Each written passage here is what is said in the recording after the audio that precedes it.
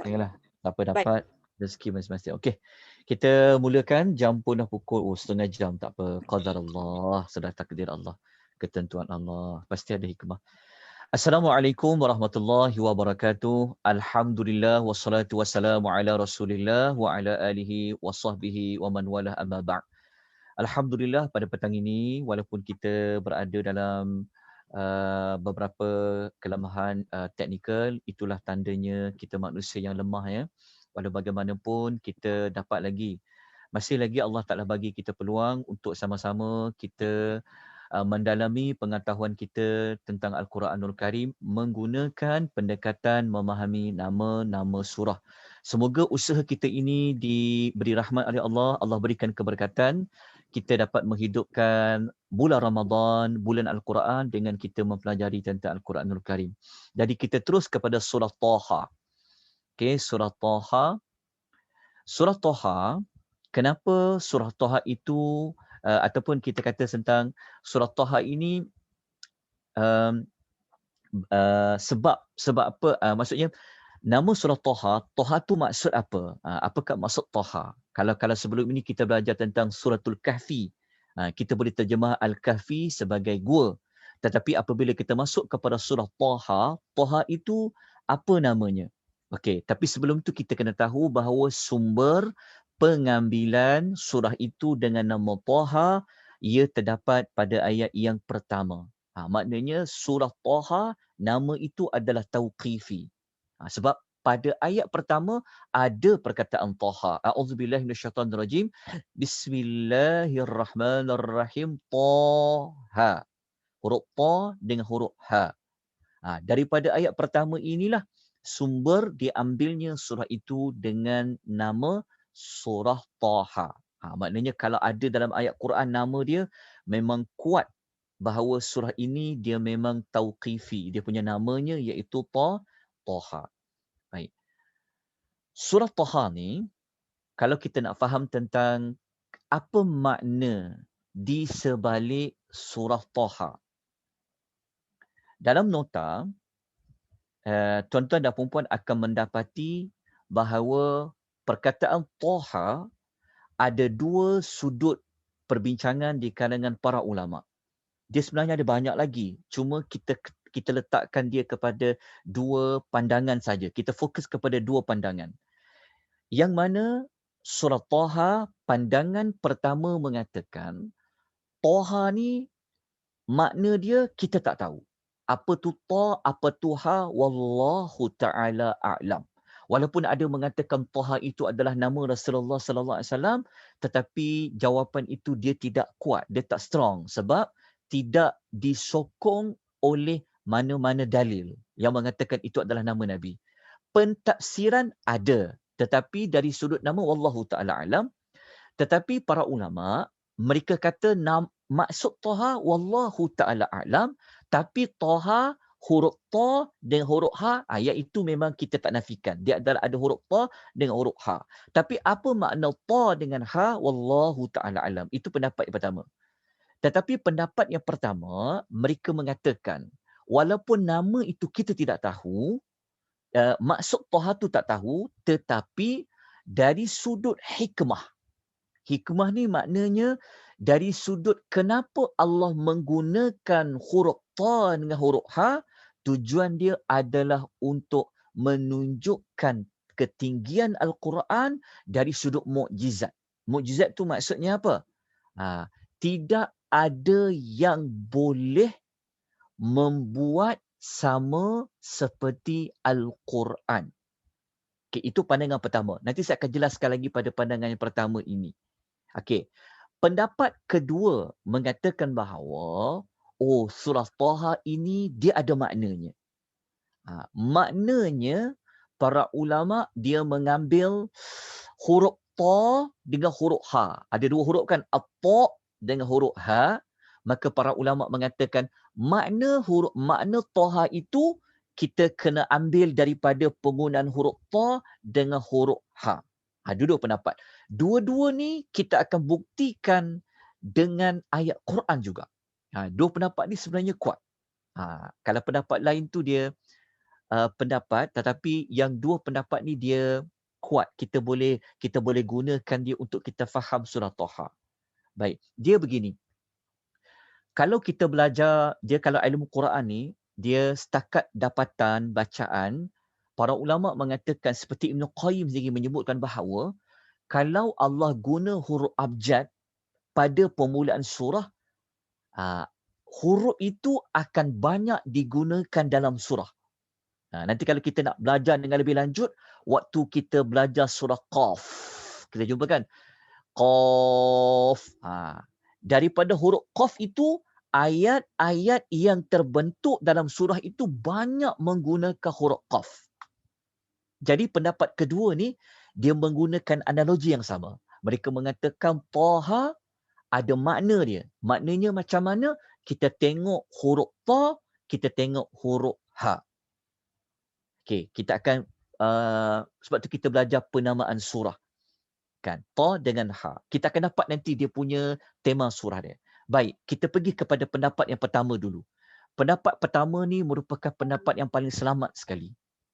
Pendapat pertama ni pendapat yang kalau kita tak ada kemampuan nak mencari nama tu, maksud huruf Ta dengan Ha tu macam mana, maka pegang pendapat pertama ni, kita katakan makna dia wallahu ta'ala a'lam, tetapi ada hikmah.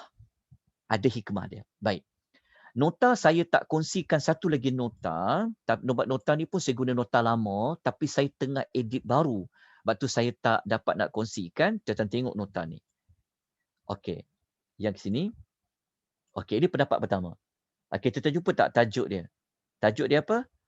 Rahsia pembukaan surah-surah dengan huruf abjad. Okey. Petang ni, kita belajar tentang huruf abjad ni sebab ada surah Ta dengan Ha. Secara tak langsung, tuan-tuan dan perempuan akan dapat belajar tentang surah-surah lain yang permulaan ayat dia ada huruf abjad. Jadi kita ambil sudut ni yang pertama. Okay, kita ambil yang maksud dia pertama. Okey, kenapa? Di dalam Quran Allah guna alif lam mim, nun, yasin, kan? Surah Sad, Qaf, termasuklah Taha. Jadi ini di antara jawapan dia. Makna dia, contoh Yasin. Apa tu Yasin? Wallahu ta'ala alam, tapi ada hikmah. Kenapa Allah guna ya, ada sin? Itu jawapan yang kita selamat kalau kita pegang. Sebab kalau kita nak tafsirkan apa tu ya dan yasin, dia memerlukan satu ilmu yang mendalam, nak cari maklumat itu. Macam sekejap lagi kita belajar tentang Taha tu. Tapi pendapat pertama, ini paling selamat, dan pendapat ini ada dalil dia. Okay, kita tengok ya. Okay, kita tahu dalam Al-Quran, kita kena catatlah. Okey, dalam Quran ada 29 surah dimulakan dengan huruf abjad. Termasuklah surah Al-Baqarah, surah Al-Imran, kita belajar kan? Okey, 29 surah ada huruf abjad. Okey, huruf abjad yang digunakan oleh Allah di dalam Al-Quran menggunakan beberapa kaedah. Dia ada 5 kaedah.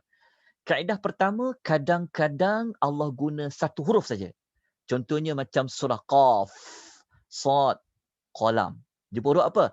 Allah guna satu huruf je. Qaf, Sad, Nun. Okey. Kadang-kadang Allah guna dua huruf. Seperti surah Taha. Ta, Ha, Ta, Sin, Ya, Sin, Ha, Mim. Okey. Kadang-kadang Allah guna dua. Kadang-kadang Allah, kita pergi dulu yang tiga. Okey, kadang-kadang Allah guna tiga huruf. Alif lam mim. Alif lam mim. Yunus alif lam ra. Surah Hud alif lam ra. Yusuf alif lam ra. Okey. Kenapa sebelum ni saya tidak mahu menerangkan huruf abjad ni? Sebab saya tunggu surah Taha. Sebab surah Taha ni dia ada pentafsiran lain, sebab tu kita sudah sampai waktunya, sudah sampai ketentuan Allah pada petang ni, kita nak belajar. Sebab waktu kita belajar Al-Baqarah, kita tak terangkan apa penggunaan huruf abjad, Ali Imran. Sebab kita fokus pada nama.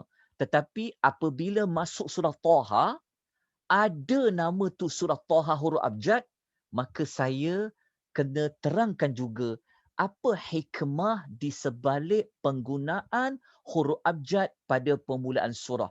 Secara tidak langsung kita akan dapat membongkarkan hikmah surah Al-Baqarah mula Alif Lam Mim, Al Imran, surah Yunus, surah Hud. surah Yusuf. Kan kita dah belajar kan? Jadi insya-Allah petang ni kita akan sama-sama mendapat maklumat bagaimana hikmah sebenarnya penggunaan huruf abjad ini. Okey, dapat 3 huruf ya. Dan kadang-kadang, okey banyak ni surah Ibrahim kan kita dah belajar alif lam ra. Alif tu dia tidak ada hamzah, alif lam ra. Al-Hijr kita dah belajar kan? Tapi kita tak belajar lagi kenapa mula dengan alif lam ra. Okey. Kita lihat kadang-kadang Allah guna 4 huruf. Al-A'raf Allah guna 4 huruf. Tapi kita belum ulas lagi tentang surah Al-A'raf 4 huruf ini. Petang ni kita akan ulas. Termasuk surah Ar-Ra'du. Alif lam mim ra. Okey. Tengok contoh dia kejap. Dan kadang-kadang Allah guna 5 huruf. Kita dah belajar surah Maryam kan? Kita dah lepas belajar surah Maryam kan? Kaf, ha, ya, ain, sad. Tapi waktu kita belajar surah Maryam, kita tak ulas tentang huruf abjad. Sebab saya menunggu untuk masuk kepada surah Taha untuk saya menerangkan kepada tuan-tuan dan puan-puan. Okey, tuan-tuan dapat ada berapa cara? Ada 5 cara. Okey, sekarang kita mencari hikmah dia. Okey. Okey. Huruf-huruf abjad ni, mungkin tuan-tuan dah pernah dengar. Okey, huruf abjad ni Allah hanya guna 14 huruf sahaja daripada 28 huruf-huruf abjad. Huruf ijaiyah lah. Alif, ba, ta, tha, jim, a, kha tu ada 28 huruf kesemuanya sekali. Tetapi Allah guna separuh daripada 28 huruf abjad itu untuk diletakkan pada permulaan 29 surah di dalam Al-Quran menggunakan huruf-huruf abjad tersebut. Allah guna separuh saja daripada 14 huruf. Okey, untuk mengingati 14 huruf itu huruf apa, maka para ulama telah meletakkan kaedah dia. Kaedah ringkasan dia ni. Nassun hakimun qati'un lahu sirrun. Itu 14 huruf. Huruf nun, huruf sad, huruf ha, kaf, ya, mim, qaf, alif, ta, ain, lam, ha, sim, ra. Kalau surah Taha macam mana? Ta, ha, ya, sin, alif, lam, ra, alif, lam, mim. Okey, ini 14 huruf yang digabungkan untuk kita ingat. Nasun, hakimun, qati'un, lahu, sirrun. Okey, tak apa. Dan kita tak, sebab ini adalah modul yang saya sedang duk kemas kini lagi, ada panjang lagi modul ni. Tapi tak apa, kita nak dapatkan jawapan. Kenapa Allah mulakan dia dengan Taha? Apa sebab dia? Baik. Dia ada 2 jawapan. Jawapan ni disokong dengan ayat Quran juga. Okey, jawapan pertama. Kenapa Allah gunakan surah Taha itu dengan huruf Ta dengan huruf Ha? Maka para ulama mengatakan bahawa Allah menggunakan huruf Ta dengan huruf Ha kerana dia adalah 2 huruf abjad daripada 28 huruf hijaiyah.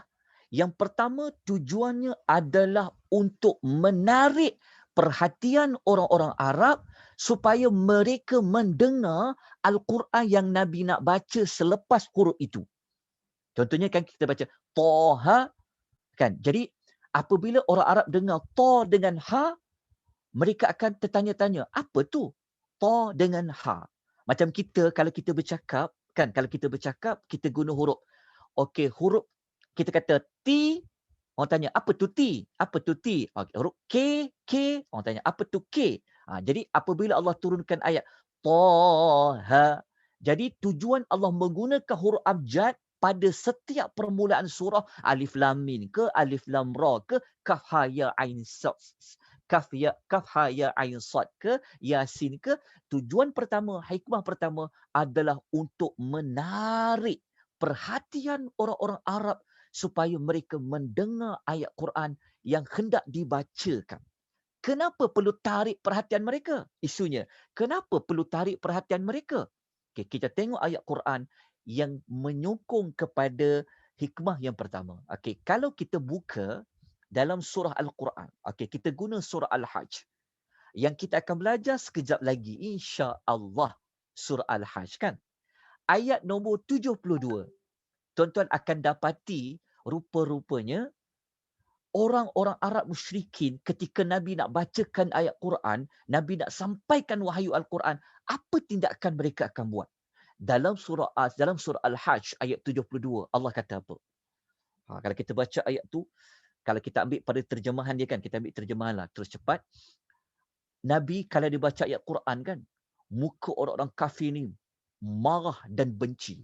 Kalau boleh mereka nak terkam, mereka nak serang orang yang bacakan ayat-ayat Al-Quran kepada mereka. Ini Allah ceritakan pada ayat nombor 72. Tengok, mereka memang tak suka kalau Al-Quran dibacakan. Berubah air muka mereka, marah mereka, kata Nabi. Kata Allah, ta'rifu fi wujuhil ladzi nakafarul munkar. Sampai kat Allah kata apa? Yakaduna yastuna billadzina yasluna alaihim ayatina. Sampai nak tumbuk, dia nak pukul lah orang baca Al-Quran tu. Okey, ini contoh sikap orang musyrikin yang dia tentang Al-Quran. Okey, kita ambil ayat lain. Kalau kita baca surah Fussilat ayat nombor 26. Allah menjelaskan kepada kita bahawa orang-orang Arab musyrikin ni kalau dia dengar ayat Quran, dia akan buat tindakan apa? Dia akan cari jalan supaya Quran ini jangan dibacakan. Jangan dengar. Dia akan cari jalan. Allah Ta'ala mengatakan, وَقَالَ الَّذِينَ كَفَرُوا لَا تَسْمَعُوا لِهَذَا الْقُرْآنِ وَالْغَوْا فِيهِ لَعَلَّكُمْ تَغْلِبُونَ. Allah Ta'ala cerita, orang yang kafir tu cakap apa? Jangan dengar bacaan Al-Quran ini, buatlah hinga-binga, buat bising, supaya kamu dapat mengganggu bacaan dia. Okey, ini dalam surah apa? Surah Fussilat. Okey, berdasarkan dua ayat Quran, surah Al-Hajj dengan surah Fussilat menunjukkan apa? Orang Arab musyrikin memang seboleh-bolehnya tak nak Al-Quran itu dibacakan. Jadi macam mana nak bagi mereka dengar? Macam mana nak bagi mereka ini ambil perhatian? Maka Allah menggunakan huruf-huruf pendek seperti mana Taha, Yasin. Jadi orang Arab ni apabila dia dengar huruf, dia dengar Taha, kan dia macam pelik dengar. Macam kita cakap, kita akan cakap perkataan kan. Kita kata, contoh kita kata makan. Orang faham makan. Tapi kalau kita kata M, apa tu M? Besok tanya apa tu M kan. Kita kan berkomunikasi. Lepas tu kita cakap K. Orang tanya apa tu K? Rupa-rupanya apabila huruf-huruf abjad digunakan, satu sebab dia adalah untuk menarik perhatian orang supaya dia mendengar Al-Quranul Karim. Itu sebab pertama. Ada dalil dia. Okey. Hikmah yang kedua, kenapa Allah menggunakan huruf Ta dengan huruf Ha? Allah menggunakan huruf Ta dengan huruf Ha, termasuklah huruf-huruf abjad yang lain, adalah untuk menunjukkan bahawa Al-Quran ini benar-benar datangnya dari Allah, bukan rekaan manusia, bukan Nabi Muhammad yang reka. Okey, macam mana nak faham nombor dua? Okey, nombor dua ni, Allah Ta'ala menggunakan huruf Ta dengan huruf Ha. Kan dia dua huruf. Orang Arab ni dia tahulah dua huruf. Contoh macam ni. Okey, kalau macam kita kan, kita kata, okey, tolong buat satu ayat menggunakan huruf T dengan menggunakan huruf H. Kan? Tuan boleh tak buat ayat guna huruf T depan dia? Kita boleh gunalah tali, kita kata. Betul tak? T apa? T tu apa? Tahu, kita tahu kan. Kalau H buatkan ayat guna huruf H. H apa? Hijau. Lagi H apa dia? Hutan. Okey. Jadi Allah Ta'ala gunakan huruf Ta dengan Ha. Allah Ta'ala nak cabar orang Arab musyrikin. Korang kalau tak percaya sangat Quran itu dari Allah, Allah Ta'ala kata apa? Aku cabar korang semua. Gunakan huruf Ta, gunakan huruf Ha untuk buat ayat yang sama macam Al-Quran. Tapi bukanlah guna huruf Ta dengan Ha saja. Allah Ta'ala mencabar mereka 29 kali. 29 kali itu kenapa? Kerana ada 29 surah yang ada huruf-huruf abjad. Jika digabungkan keseluruhan huruf abjad itu, kita akan dapat ada 14 huruf. Jadi seolah-olah Allah Ta'ala nak cabar mereka 29 kali. Korang semua, aku cabar, gunakan 14 huruf abjad. Buatlah sama macam Al-Quran. Boleh buat tak? Okey. Kalau orang tanya, Di mana kita tahu kata yang di mana kalau kita nak cari ayat yang kata Allah cabar? Kat mana Allah cabar? Ada ayat Quran. Ada ayat Quran tu. Mari kita lihat ayat Quran dia. Okey. Kalau kita buka dalam suratul Furqan. Okey, kita tengok dulu. Dalam suratul Furqan ayat 25, ayat nombor 4 surah nombor 25, tengok mereka kata apa. Surah Furqan kita tak belajar lagi tapi nanti kita akan belajar. Rupa-rupanya di zaman Nabi dulu mereka memang tak percaya Quran. Dia tak percaya. Dia tak percaya wahyu yang Nabi bacakan tu. Contohnya pada suratul Furqan ayat nombor 4. Kita jumpa kan mereka kata apa? Orang kafir ni kata apa? Mereka kata, Quran ni tipu ni. Muhammad yang reka dia. Ada orang lain yang tolong dia buatkan ayat-ayat Quran tu. Tengok. Allah Ta'ala cerita. Okey, lepas tu kalau kita baca dalam surah Furqan ayat 5 pula. Ayat 5, mereka mengatakan apa? Mereka kata, Quran yang Muhammad baca ni cerita dongeng-dongeng orang dahulu kala je. Nampak tak? Jadi, berdasarkan dua ayat ini, Al-Furqan ayat nombor 4 dengan 5, kita dapat tahu rupa-rupanya mereka memang tolak Quran. Mereka memang tak percaya Quran. Kenapa? Kerana mereka percaya bahawasanya Quran itu Muhammad yang reka. Cerita orang dulu-dulu, Muhammad yang tulis semula. Lepas tu mereka kata benda tu ditulis. Jadi macam mana nak buktikan? Macam mana nak buktikan Quran tu dari Allah? Maka untuk membuktikan Quran itu dari Allah, Allah cabar orang-orang Arab musyrikin buat satu surah seperti surah dalam Quran menggunakan huruf-huruf abjad tadi. Kalau macam surah Taha, maka Allah cabar. Okey, gunakan huruf Ta, gunakan huruf Ha untuk buat satu surah macam Quran. Tapi bukanlah surah Ta dengan Ha saja. Termasuklah surah-surah yang lain yang ada huruf abjad. Okey, kita tengok dalil dalam Quran yang kata Allah cabar. Tengok Allah cabar. Contohnya dalam surah Al-Baqarah. Kita dah jumpa ayat ni, siapa baca Baqarah kan? Tengok Allah cabar. Allah kata apa? Wa in kuntum fi raibim mimma nazzalna ala abdina fa'tu bi suratin min mithlih wad'u syuhada'akum min dunillahi in kuntum sadiqin. Allah cabar. Kita betul Allah cabar. Tengok ayat 23 Allah kata apa?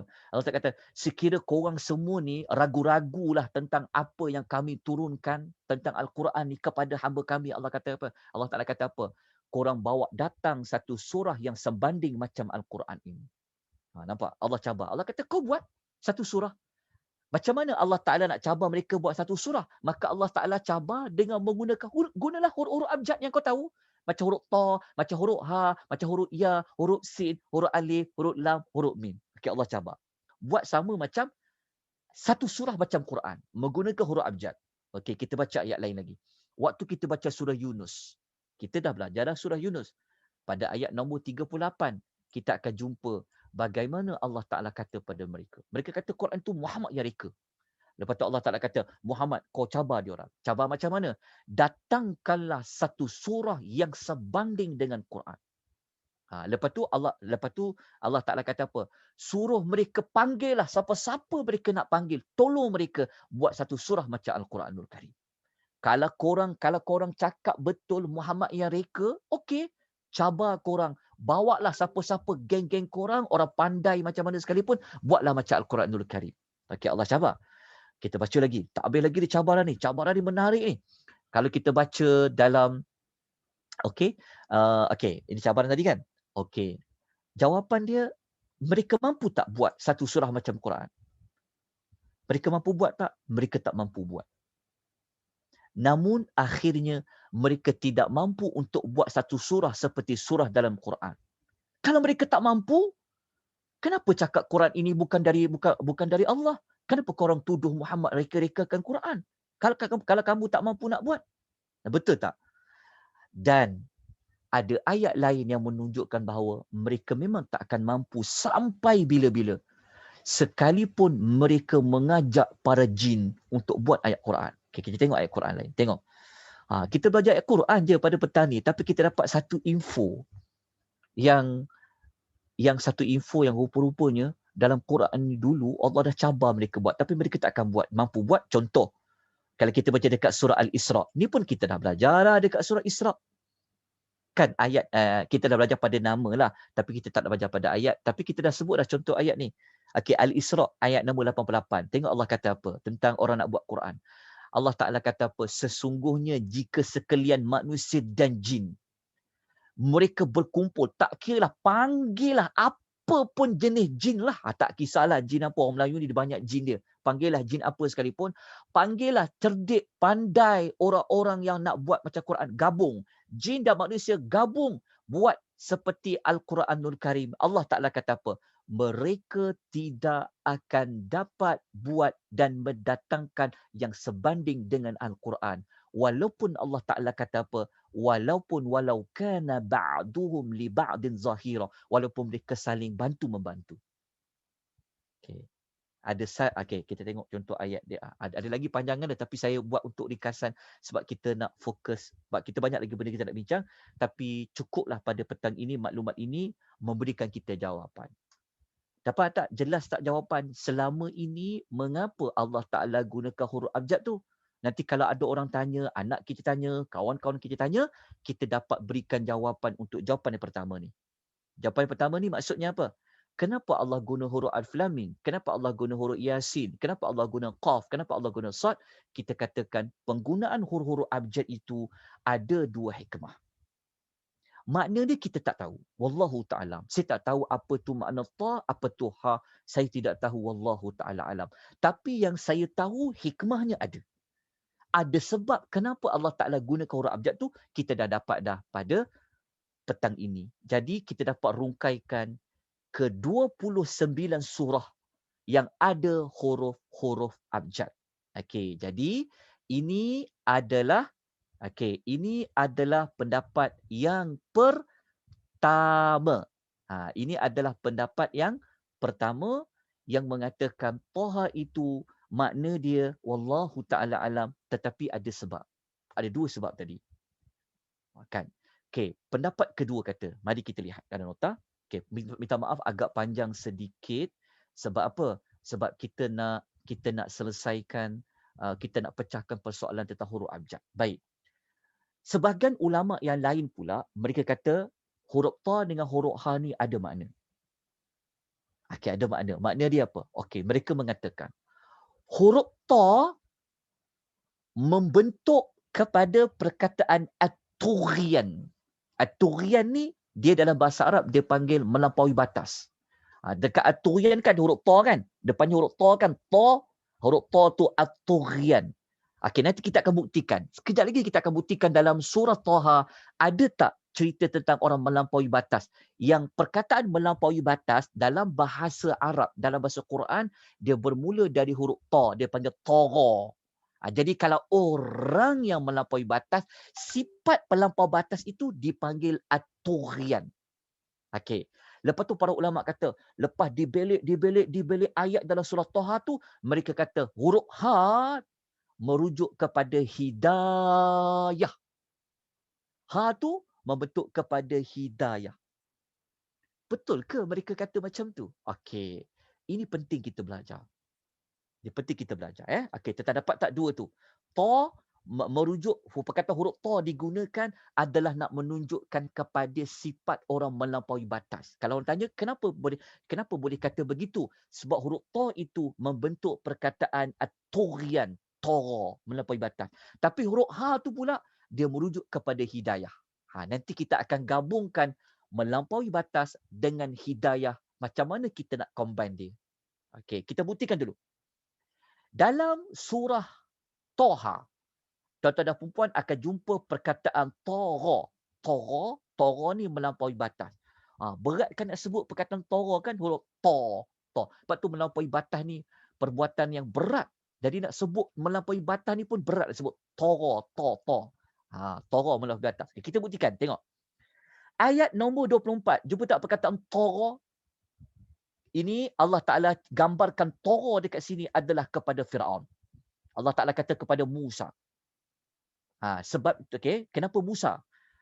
Kerana surah Taha, nama lain dia adalah surah Musa. Tapi ijtihad para ulama lah.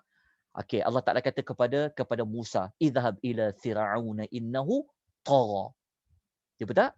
Saya dah bulatkan, saya dah letak warna merah supaya lebih nampak sikit bulan-bulan puasa ni. Kadang-kadang tak nampak dah bulan puasa ni kan. Okey, melampaui batas. Okey, jelas. Kita buktikan lagi. Ayat 43, jumpa sekali lagi perkataan Tagha. Ini juga kepada Firaun. Tapi pada ayat 43 ini, Musa dengan Harun. Allah perintahkan jumpa siapa? Idhhaba ila fir'auna innahu tagha. Nampak tak? Huruf Tagha, huruf Ta, kemudian huruf Ghin. Okey. Baca lagi. Waktu kita baca pada ayat nombor, ayat ni ayat nombor, saya terlupa ayat berapa. Kejap ayat dia. Tapi tak apa, kita tengok pada ayat dia. Sekejap. Ayat dia ni, sekejap saya tunjukkan pada ayat dia. Okey, ayat yang kita sedang baca ni, ayat yang sedang kita baca ini, dia adalah ayat nombor 81. Betul tak? Cuba tengok ayat nombor 81. Sekejap kita tunjuk ayat nombor 81. Sebab saya terlupa nak tulis ayat ni. Sekejap. Bukan. Ayat ni. Sekejap. Bulan-bulan puasa ni beginilah meraba-raba mencarinya. Okey, sekejap ya. 43, 43. 41.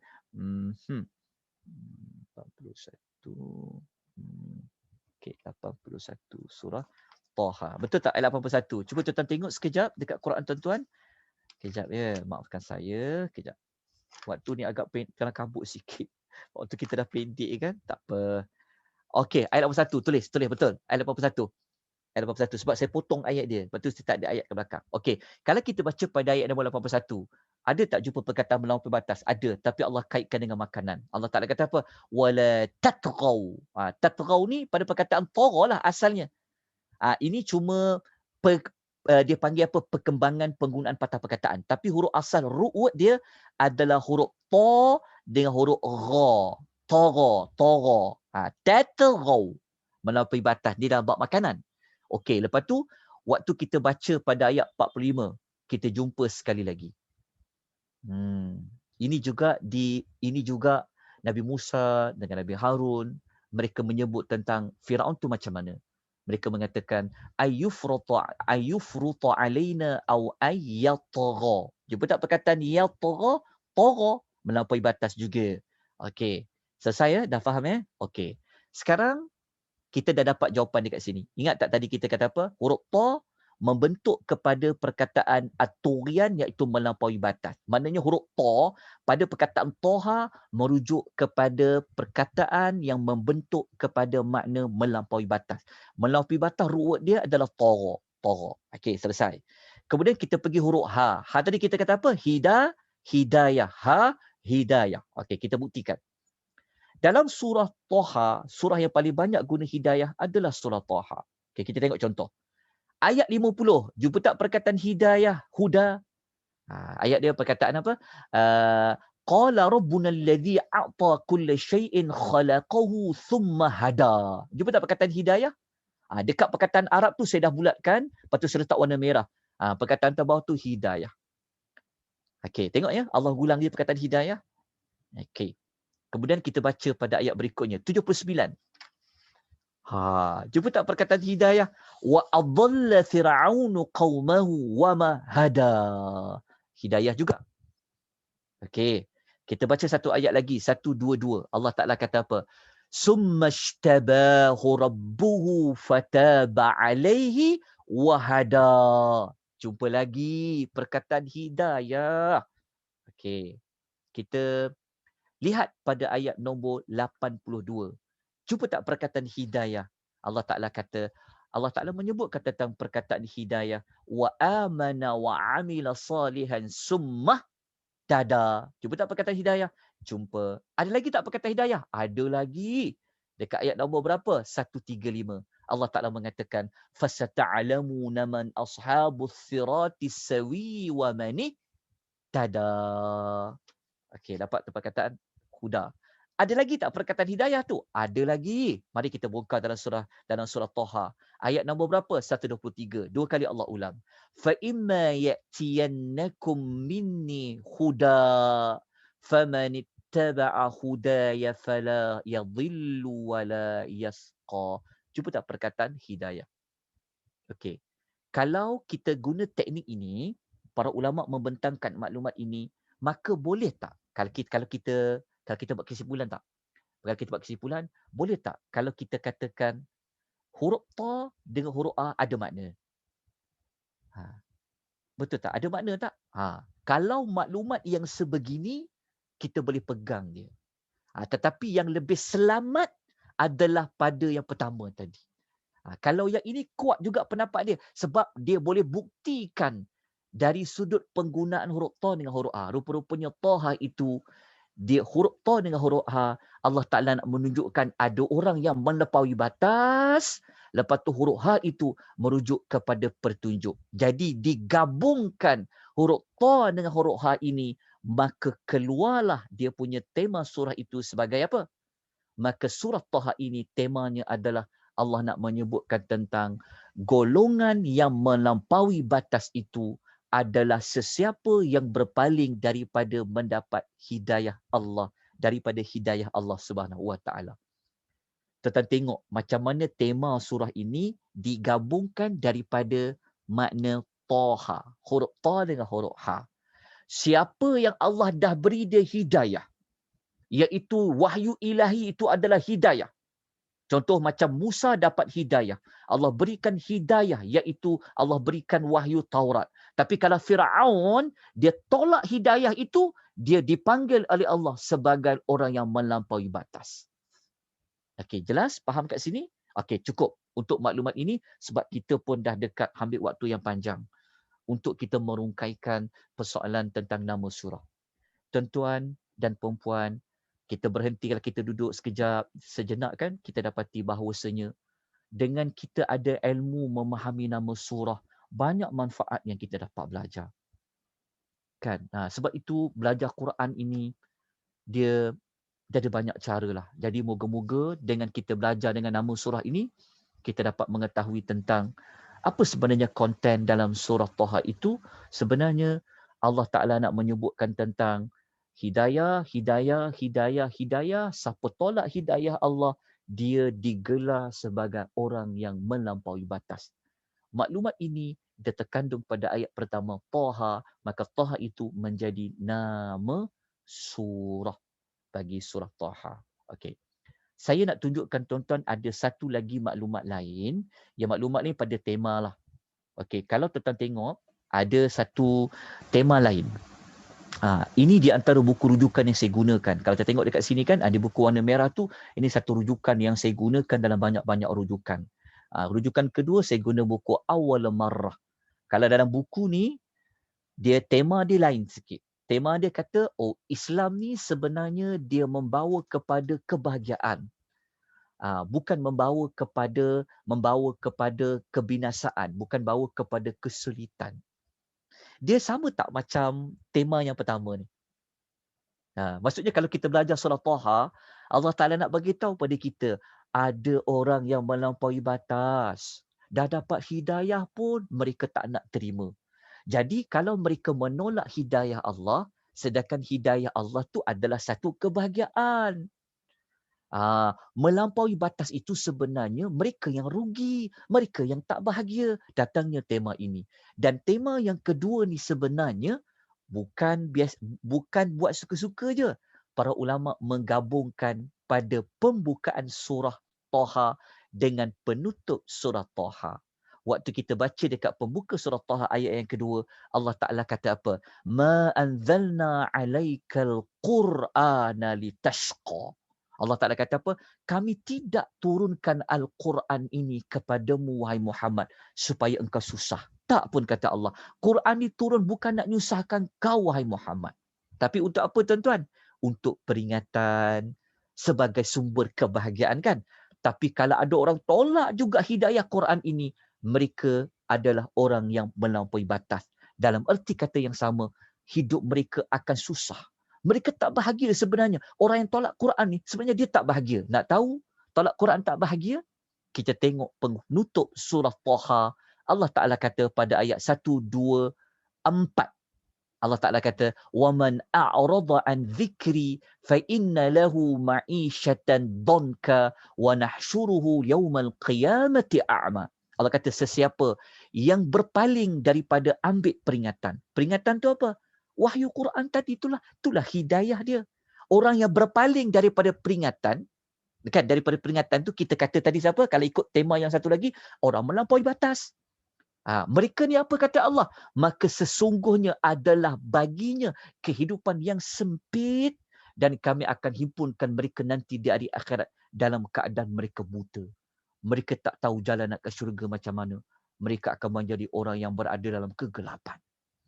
Okey, habislah surah Taha. Sedikit sebanyak daripada maklumat nama surah. Okey, selesai ya. Moga-moga kita semua faham. Okey, kita lanjutkan kepada surah Al-Anbiya.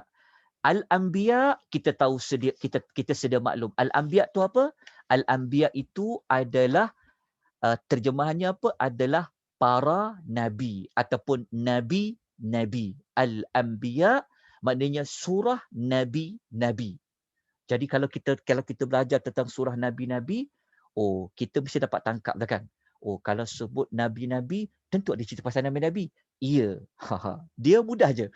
Kalau tuan-tuan belajar nama surah-surah tu ada nama nabi, dalam surah itu mesti ada kaitan dengan nabi yang ada namanya. Macam surah Hud ada cerita pasal Hud. Surah tu nama Yunus ada kaitan tentang Yunus. Kalau surah tu nama Nabi Ibrahim ada kisah Nabi Ibrahim. Kalau surah tu surah Yusuf ada kaitan dengan Nabi Yusuf. Kalau surah tu namanya surah Al-Anbiya, surah para nabi, ada kaitan dengan nabi-nabi.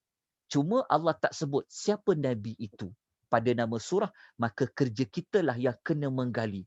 Kalau dia jadi nama surah, tentulah nama surah ini perlu dipelajari. Maknanya, kalau surah tu nama nabi-nabi, kita kena cari siapa nabi tu. Kenapa dengan nabi tu sampai dia jadi nama surah? Surah Al-Anbiya. Okey, dalam nota saya telah letakkan dia punya nama dia. Okey. Sebab apa surah itu namanya Al-Anbiya? Sebab dalam surah Al-Anbiya Allah ada memuatkan kisah 17 para nabi yang dalam surah Al-Anbiya, yang jika dikumpul ke-17 para nabi ini dalam surah Al-Anbiya, dia tuan akan jumpa ada 44 ayat dalam suratul Al-Anbiya. Okey, tahu sebab apa surah tu nama Al-Anbiya? Dah dapat jawapan kan? Okey, sebab dalam surah itu ada kisah nabi-nabi yang jumlahnya ada 17 nabi dalam surah Al-Anbiya yang merangkumi 44 ayat. Kita dah jumpa, kita dah tahu sebab dia, kita dah tahu justifikasi kenapa nama surah, sekarang kita kena gali lagi. Kita kena gali tu maksudnya, okey, kenapa dengan 17 nabi tu? Kita kena gali lagi, sebab itulah nama surah. Okey, kita dah tahu sebab apa nama surah, kita dah tahu. Tapi kita kena cari apa hikmah dia. Kenapa dengan nabi-nabi ni yang 17 orang ni? Kenapa? Okey, kita kena galilah, baca lagi surah Anbiya, kita kena kumpulkan dulu. Nabi-nabi ni nabi apa? Okey, nabi-nabi ni saya minta tuan-tuan tulis dekat nota tuan-tuan dan puan-puan. Saya memang kosongkan nombor ayat dia sebab saya nak bagi tuan-tuan tulis sedikit maklumat tu. Okey. Begini. 17 nabi tu siapa? Nabi Musa, Harun, Ibrahim, Ishaq, Yaqub, Lut, Nuh, Daud, Sulaiman, Ayub, Ismail, Idris, Zulkifli, Yunus, Zakaria, Yahya dan Nabi Allah Isa. Cukup tak 17? Okey. Semua sekali berapa ayat? Ada 44 ayat. Campurlah kisah Musa dengan Harun 3 ayat. Ibrahim, Ishaq, Yaqub 23 ayat. Okey. Sekarang saya sebutkan nombor ayat dia. Okey, sebelum tu kita kena lepas kita dah susun ayat kan, lepas kita dah baca ayat, kita susun nabi-nabi ni berapa tadi? Ada 17 kan? Okey, lepas kita dah susun, maka kita kena letak dulu nombor ayat dia. Okey, tuan-tuan tulis nombor ayat dia. Okey.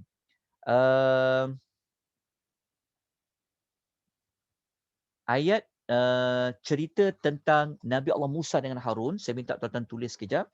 Nabi Musa dengan Harun, sekejap ya, saya rujuk nota yang saya salin ni. Okey, sekejap. Tuan-tuan tulis Nabi Musa dengan Harun nombor berapa? Okey. Kisah Nabi Musa dengan Nabi Harun, tuan-tuan tulis ya, 3 ayat kan? Bermula daripada ayat nombor 48 sampai 56. Tulis 48 sampai 56.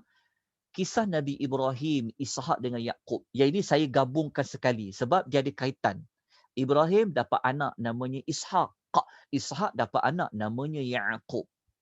Okey, ni cucu, ni anak beranak lah dekat sini, cucu. Ni kita, Nabi Ibrahim kan bapa kepada Ishak. Ishak ada anak nama Yaqub. Maknanya Yaqub ni adalah cucu kepada Nabi Allah Ibrahim, anak kepada Nabi Allah Ishak. Lepas tu saya letak dalam satu kumpulan, ada 23 ayat. Okey, ayat berapa? 51 sampai 75. 51 sampai 75. Okey, kisah Nabi Allah Lut. Nabi Allah Lut ada 2 ayat. Ayat 71 sampai 72. Lepas tu kisah Nabi Nuh ayat 76 sampai 77, 2 ayat. Kisah anak beranak juga ni, Daud dengan Sulaiman ni, ada 5 ayat, 78 sampai 82. Lepas tu Allah Taala sebut tentang kisah Nabi Allah Ayub pada 2 ayat, iaitu ayat 83 sampai 84. Lepas tu Allah gabung kisah Nabi Ismail, Idris dengan Zulkifli pada 2 ayat, ayat 85 sampai 86. Kemudian kisah pasal Yunus, Zakaria dan Nabi Allah Isa. Okey, nanti waktu tuan belajar sinopsis saya akan terangkan dengan lebih lanjut lah. Okey, tuan dah jelas dah tentang nama-nama Nabi ni? Tuan dah dapat ya maklumat tentang nama-nama Nabi ni kan? Dah jelas ya? Okey, tuan dan perempuan ya, begini. Persoalannya adalah ya, okey, persoalan dia begini. Lepas kita dah jumpa nama-nama Nabi tadi, dah jumpa ayat dia berapa, dah kira ayat-ayat dia, cukup tak? 3 ayat campur 23 ayat, 2 ayat, 2 ayat, cukup tak semua 44 ayat? Kalau saya tersalah kira, tolong betulkan. Okey. Tuan catat dekat sini. Kenapa Nabi Musa dengan Harun, walaupun ayat dia pendek, kenapa Allah susun dia dulu? Tulis soalan kat situ. Mengapakah Nabi Musa dengan Harun Allah Ta'ala ceritakan terlebih dahulu dalam susunan 17 para Nabi, kenapa Allah susun dulu, Allah letak kisah Musa dengan Harun? Lepas tu, soalan yang kedua, kita tulis soalan yang kedua, mengapakah kisah Nabi Ibrahim ni ayat dia panjang? 23 ayat. Kalau kita baca kisah lain, cuma 3 ayat, 2 ayat, ada 5 ayat, kan? Tapi kenapa kisah dia ada 23 ayat? Maknanya ayat yang paling panjang cerita tentang kisah 17 Nabi dalam surah Al-Anbiya ini adalah Nabi Ibrahim alaihissalatu wassalam. Kenapa? 2 persoalan ini. Ini cara kita belajar daripada nama surah, kita dapat bongkarkan tentang 17 Nabi. Kan? Selama ni kita baca Al-Anbiya je, terjemahan dia surah para Nabi. Tapi siapa para Nabi tu? Apabila kita belajar nama surah, kita jumpa ada 17 para Nabi. Semua sekali ada 44 ayat. Tapi Allah sebut dulu Nabi Musa. Lepas tu baru Nabi Ibrahim. Tapi Nabi Ibrahim ni specialnya ayatnya panjang. Kenapa? Okey, Nabi Musa dengan Harun, kenapa dia? Kerana kita sedia maklum. Dalam banyak-banyak Nabi, Nabi yang sangat besar dugaan dan cabarannya adalah Nabi Musa. Walaupun ayat dia pendek, dia bukan melihat kepada sudut ayat, tapi dekat Musa ni dia melihat pada sudut susunan. Okey, tuan-tuan tulis jawapan tu. Tapi nak tahu jawapan apakah contoh-contoh Nabi Musa ni dakwah dia itu berat, waktu kita belajar surah Syu'ara. Nanti saya akan terangkan. Saya tak bagi lagi jawapan ni supaya tuan-tuan boleh ikut saya dalam surah Syu'ara. Ataupun tuan-tuan dah tahu kan sebelum ni jawapan kan? Saya beritahu jawapan kenapa kisah Musa dengan Harun walaupun 3 ayat, tapi kenapa dia letak dulu cerita dia pada ayat nombor 48 sampai 50. Kenapa tak boleh dengan Ibrahim? Kerana Allah Ta'ala nak suruh daripada belajar nama surah tu kan. Kita belajar kenapa Allah letak Musa? Kerana Allah Ta'ala nak bagi tahu pada kita perjuangan para Nabi ini, Nabi yang berat, dugaan dia besar, dia punya skop dakwah dia ini adalah Nabi Musa. Sebab tu dia perlukan dapat Harun. Sebab tu dia perlu dibantu oleh Harun. Dia minta pada Allah supaya Harun bantu dia. Okey, nak tahu lagi apakah sebab-sebab lain yang dia ni menjadi rasul yang diulang-ulang nama dia banyak dalam Quran. Nanti waktu kita belajar surah Syu'ara, kita akan pecahkan persoalan mengapa Nabi Musa ini dia kisah dia banyak-banyak berulang di dalam Al-Quranul Karim. Nanti waktu belajar surah Syu'ara, saya akan terangkan pada tuan-tuan dan puan-puan. Saya memang tak akan bagi jawapan lagi kerana saya nak tuan-tuan ikuti lanjutan belajar tentang nama-nama surah. Kalau tuan-tuan dapat jawapan cepat, tuan-tuan tanyalah kepada mana-mana Atatizah. Saya akan beri tuan-tuan ada 10 sebab. Semua ada ayat Quran yang mengatakan kisah Nabi Musa alaihissalatu wassalam. Saya gunakan teknik ini untuk pancing tuan-tuan dan puan-puan. Bukan. Saya nak suruh tuan-tuan perempuan Belajar nanti, sabar, ikut istiqamah belajar, nanti kita belajar dekat surah nombor 26 ya. Okey. Nabi Ibrahim, kita bagi jawapan dia kenapa. Kenapa Nabi Ibrahim panjang ayat dia dalam cerita para nabi? Kerana kita tahu Nabi Ibrahim ni dia adalah bapa bagi segala para nabi. Daripada dia banyak keluar zuriat nabi. Zuriat nabi-nabi ni banyak keluar daripada Ibrahim kan. Macam ni kita belajar. Nabi Ishaq anak dia, Yaqub anak dia. Okey, lepas tu panjanglah sampailah kepada Nabi Muhammad sallallahu alaihi wasallam. Kan? Nabi Yusuf keluar daripada Nabi Yaqub. Waktu Nabi Ibrahim ni dia ada satu surah khas, surah Ibrahim telah kita belajar sebelum ni. Okey, kita terus kepada tema boleh? Okey, daripada nama surah ini alhamdulillah dapat kita tahu tentang 17 nabi daripada nabi-nabi ini. Maka kita mencari kenapa kita dah tahu 17 nabi ni kan? Maka apa dia punya kesimpulan dia? Kesimpulannya kita tengok pada pengajaran. Pengajaran dia sebenarnya kata para ulama dalam buku Dilalatul Asma'i Suwaril Quran, kesungguhan yang Allah bagi tahu pada kita kenapa dengan para nabi ni Allah Taala nak suruh kita belajar, tengok sumbangan yang telah dibuat oleh para nabi. Kalau bukan para nabi ni bersungguh-sungguh menyampaikan dakwah, kita pun tak akan dapat Islam. Kan? Sampailah pada Nabi Muhammad sallallahu alaihi wasallam. Jadi dia punya daripada nama surah tadi, daripada surah para nabi, Allah Taala nak bagi tahu pada kita betapa bersungguhnya para nabi dalam mengajak manusia kepada ketauhidan, dan para nabi ini selalu ingatkan tentang hari akhirat. Mereka sabar dan mereka menyampaikan dakwah dengan penuh hikmah. Itulah kita belajar daripada nama surah. Kan? Kita sepatutnya berterima kasih kita kepada para nabi ini. Kalau bukanlah kerana para nabi ini sabar, cekal, teguh, tentu kita pun tak akan mengenal siapakah Allah itu. Okay, kalau kita tengok tema lain, kalau kita melihat kepada kalau kita melihat kepada tema yang lain, ini tema yang kedua. Okey. Dalam kitab At-Tadabburul Quran, Syekh Abdul Muhammad Khalil, beliau mengatakan daripada nama surah Al-Anbiya tadi, sebenarnya kita boleh dapat maklumat tentang Allah Ta'ala nak beritahu pada kita. Kenapa sampai sebut 17 Nabi tadi? Menunjukkan bahawa datangnya Rasul-Rasul itu kepada manusia adalah sebagai tanda rahmat dari Allah Subhanahu Wa Ta'ala. Boleh juga kalau tuan-tuan nak tengok sudut temanya begini. Okay, jadi walaupun kita tak baca surah Ibrahim itu, surah Al-Anbiya itu habis, tapi daripada kita belajar nama surah sahaja, kita dah dapat core ayat. Maksudnya maklumat besar dalam surah Al-Anbiya itu sebenarnya Allah nak paparkan tentang perjuangan 17 para nabi. Dalam masa yang sama Allah Ta'ala nak bagi rahmat kepada manusia dengan Allah menghantar nabi-nabi itu. Okay, selesai tentang suratul Al-Anbiya. Lepas tu kita juga benda yang sangat penting lagi, yang paling penting sekali kita kena tahu adalah para nabi sampai 17 datang tu mereka cakap apa, mereka dakwah apa. Itu paling penting sekali. Bukan sekadar nak tahu kasih sayang dari Allah, bukan sekadar nak tahu kesabaran mereka, tetapi apa yang mereka sampaikan. Sebenarnya mereka mengajak semua manusia supaya menyembah Allah Subhanahu wa Ta'ala. Itulah perjuangan yang ada pada para nabi. Maka letaklah namanya Suratul Al-Anbiya. Wallahu ta'ala alam. Kita terus pergi kepada surah yang berikutnya, Suratul Hajj. Okey, apa makna Al-Hajj? Kita sudah maklumlah, Al-Hajj tu maknanya adalah haji. Ibadat haji. Okey. Surah Al-Hajj ni dia tak ada nama lain. Dia tidak ada nama yang para ulama namakan. Kalau macam surah Al-Anbiya, surah Anbiya pun tak ada nama lain. Para ulama sebut Al-Anbiya lah. Tapi kalau surah Taha ada yang para ulama menamakan, iaitu dengan nama surah Musa.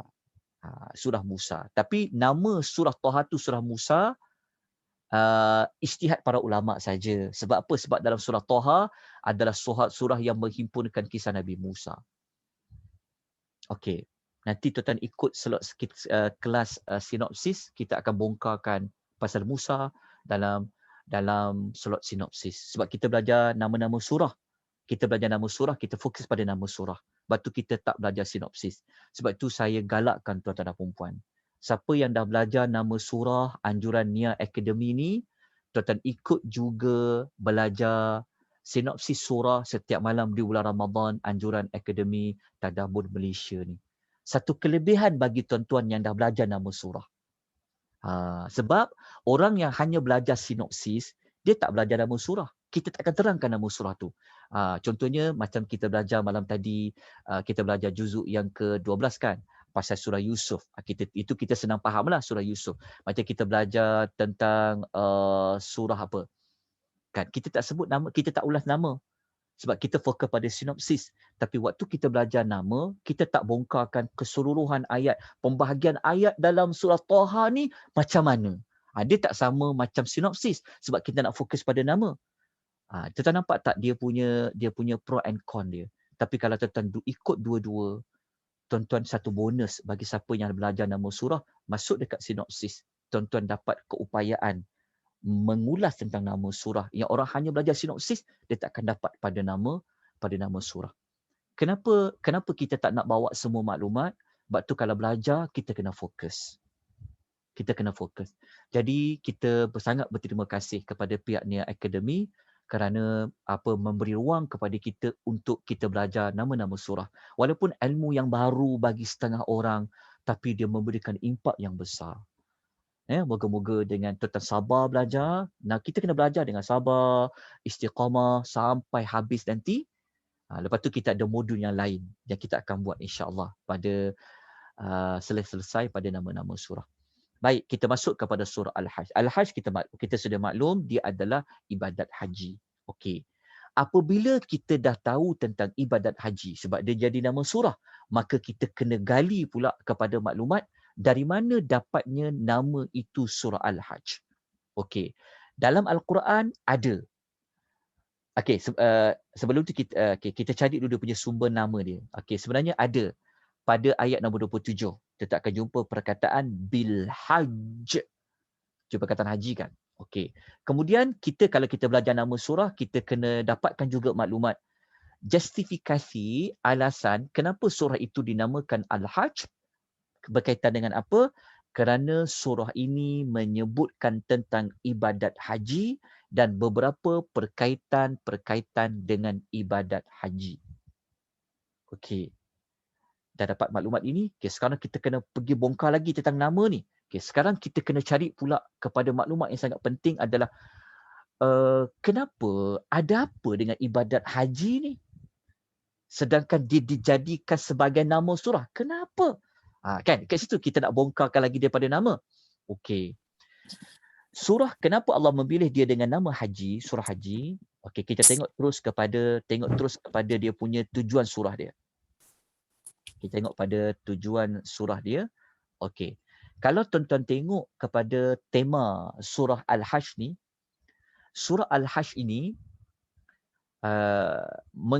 para ulama seperti dalam buku Dilalah Asma'i Surahil Quran mengatakan ibadah haji ini sebenarnya kan kita tahulah dia adalah rukun Islam yang rukun Islam yang kelima kan, rukun Islam kan. Tapi daripada kita belajar nama surah ni, dia ada sesuatu daripada ibadat haji tu. Kenapa? Kaitan dia dengan apa? Jadi setelah kita belajar nama surah, para ulama mengatakan tema surah Al-Hajj ini ambil daripada nama dia itu sendiri. Ibadat haji ini merupakan ibadat yang menzahirkan Tuhan itu hanya satu. Dalam masa yang sama, surah Al-Hajj ini dia menggambarkan macam mana manusia itu nanti dibangkitkan di hari akhirat. Sebab dia ramai. Berhimpun ramai-ramai. Kan? Kita berhimpun sebenarnya nak cari siapa? Kita berhimpun sebenarnya kita nak fokus kepada siapa? Kita fokus kepada Tuhan yang Maha Satu. Betul tak? Semua orang buat ibadat haji, orang akan pergi ke mana? Orang akan tawaf. Tawaf di mana? Tawaf ada satu rumah. Namanya Kaabah. Rumah itu rumah siapa? Rumah itu adalah rumah Allah. Semua orang beribadat pergi kepada satu arah. Ke siapa? Maknanya ibadat haji ni sebenarnya dia melambangkan bahawa apa? Tuhan yang kita esakan adalah satu, iaitu Allah pada ibadat haji. Sebab tu buat ibadat haji kita ada pantang larang dia. Kita kena ikut apa yang Allah aturkan. Sebab tu semua orang ikhlas ibadat haji kerana Allah yang satu. Walaupun orang tu datang naik apa, naik kapal ke, dia naik kapal terbang ke sampai, dia berjalan kaki ke semua datang untuk pergi kepada satu tujuan. Kulit dia hitam ke, kulit dia putih ke, putih ke merah-merahan ke, sawo matang ke, semuanya pergi menghadap kepada Tuhan yang satu, mencari Tuhan yang satu. Betul tak ibadat hajinya macam tu? Dalam erti kata lain, ibadat haji ini, dia menggambarkan, kalau nak tengok nanti perhimpunan di padang mahsyar macam mana, kita semua sama saja, tak ada beza, putih je orang pergi buat ibadat haji kan? Pakai kain ihram yang sama, tak berjahit. Kan? Macam itulah nanti kita di hari akhirat. Sama saja di sisi Allah. Engkau kulit putih ke, kulit hitam ke, kau kaya ke, kau miskin ke, engkau tetap kena buat ibadat haji mengikut susunan-susunan yang telah disusun oleh Allah. Semua orang berada di padang Arafah. Semua orang meminta kepada Tuhan yang satu. Okay, nampak tak daripada nama surah ini? Okay. Keluarnya tujuan surah. Okay, untuk membuktikan tentang mengesahkan Allah sebagainya, kita kena bacalah ayat-ayat yang ada dalam surah Al-Hajj itu. Okey. Lepas tu ada tema lain tau. Ni tema lain saya ambil daripada kitab lain. Sebenarnya ada lagi yang lain. Tapi saya tunjukkan dua tema. Kalau sebelum ni saya tunjuk satu tema kan. Okey, sekarang saya bawa kaedah, bawa dua tema pula untuk melihat sudut yang lain daripada nama surah. Para ulama mereka mengatakan bahawa nama surah itu Haji Al-Hajj, nak menunjukkan kepada kita betapa besarnya peranan ibadat haji ini dalam menyatukan umat Islam. Betul tak? Kan, berlainan rupa paras, tapi kita pergi kepada Tuhan yang sama. Tuhan yang satu. Lepas tu ibadat haji ni, kenapa Allah fardukan? Allah, jawapannya ada dalam surah Al-Hajj. Kalau tak ada ibadat haji ni kan, kat manalah kesatuan orang Islam kan? Betul tak? Kalaulah tidak ada ibadat syariat sembahyang berjemaah di masjid, mungkin kita dah sendiri-sendiri. Tapi adanya ibadat haji ini, umat Islam boleh bersatu padu. Tidak mengenal erti warna paras kedudukan. Kita sama saja di sisi Allah Subhanahu wa Ta'ala. Okay. Jadi untuk maklumat lanjut tentang siapa yang menyebutkan tentang ibadat haji, kita kena rujuklah pada ayat-ayat dalam, contohnya ayat 27 ni, ayat 27 ni lah yang menunjukkan tentang adanya nama surah Bil-Hajj. Ini dikaitkan dengan Nabi Allah Ibrahim alaihimus salatu wassalam. Secara tidak langsung, surah Al-Hajj ini telah menempelak orang-orang Arab musyrikin yang mereka apabila mereka tawaf, mereka bawa patung-patung, mereka buat patung-patung. Kalau kita belajar, sebelum Nabi Muhammad SAW diutuskan pun, sebelum turunnya surah Al-Hajj ni pun, sebenarnya mereka dah tawaf dah. Mereka dah tawaf dah keliling Kaabah tu. Tapi mereka tawaf dalam bentuk mensyirikkan Allah. Maka apabila Allah turunkan surah Al-Hajj ini membersihkan segala bentuk-bentuk kesyirikan yang ada di Masjidil Haram, yang ada di Kaabah itu. Kenapa? Kerana ibadat haji yang sebenar-benarnya adalah ibadat haji yang mengesahkan Allah Subhanahu wa Ta'ala, seperti mana Allah sebut pada ayat nombor 27 tentang ibadat haji, kisah Nabi Allah Ibrahim. Allah Ta'ala kata, serulah umat manusia. Macam mana Nabi Ibrahim panggil ni? Ini para ulama khilaf. Dia suruhlah, dia panggil. Sampailah Allah Ta'ala menolong sampai orang pun pergi buat ibadat haji. Kata Allah, mereka pasti datang ke rumah Tuhanmu, ada yang berjalan kaki, wa'ala ya'tu rijalan, wa'ala kulli dhamirin, ada yang jalan dengan menunggang pelbagai jenis unta yang kurus. Okay, kalau kita belajar tadabbur nanti, dekat ayat-ayat ini, kita akan bertanya soalan. Kenapa Allah Ta'ala sebut berjalan kaki terlebih dahulu baru menunggang? Maknanya Allah Ta'ala nak meraihkan orang yang berjalan kaki ni. Dia sanggup nak pergi buat ibadat haji tu walaupun berjalan kaki. Ada orang menunggang naik kenderaan. Ni daripada ayat ni para ulama khilaf pula. Mana lebih afdal? Nak berjalan kaki ke nak menunggang? Kita of course lah tak boleh kita berjalan kaki sebab kita kena naik kapal terbang jauh kan, ataupun naik kapal. Tapi kenapa Allah menyebut dengan berjalan kaki terlebih dahulu? Allah Ta'ala nak memuliakan, nak bagi orang yang berjalan kaki ni dia walaupun dia berjalan kaki tapi tujuannya besar, begitu juga orang naik kenderaan. Baik, kita pergi kepada surah berikutnya, Suratul Mukminun. Okey, boleh tuan-tuan puan ya? Okey, kita pergi kepada Suratul Al-Mukminun. Okey, surah Al-Mukminun kan, selepas surah Al-Hajj. Al-Hajj surah nombor 21, Al-Mukminun. Okey, surah Al-Mukminun. Surah nombor 23. Okey, apa makna Al-Mukminun? Apa makna Al-Mukminun? Al-Mu'minun maknanya adalah orang yang beriman. Ramainya orang beriman dipanggil Al-Mu'minun.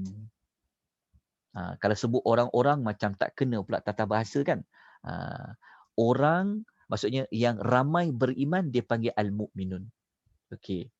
Kita dah tahu terjemahan Al-Mu'minun, kita kena gali lagi. Masuk peringkat kedua, kita kena tanya pula. Kenapa surah ni nama Al-Mu'minun?